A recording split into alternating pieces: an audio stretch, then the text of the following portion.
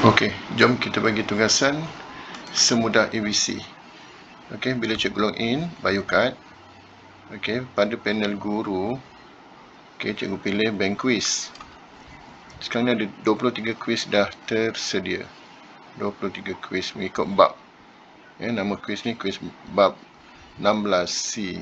Ada quiz bab 16A, quiz bab 16B. Maknanya satu bab tu dibahagikan kepada beberapa quiz. Okey, semua ni ialah topical.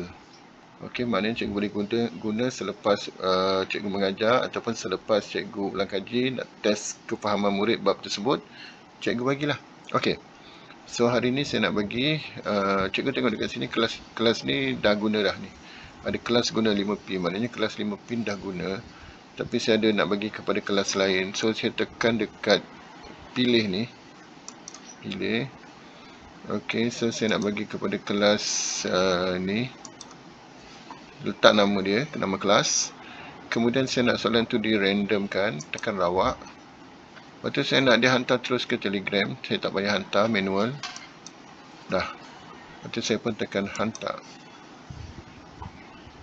Dah, semudah itu. Jadi dah ada sini kuis 16B dihantar kepada kelas tadi. Okey, nanti ada rekod lah kat sini kalau mereka dah jawab. Contoh macam ni Ni pun saya baru hantar tadi kepada kelas 5 progresif.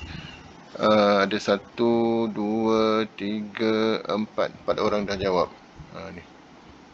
Okey, sekian, terima kasih.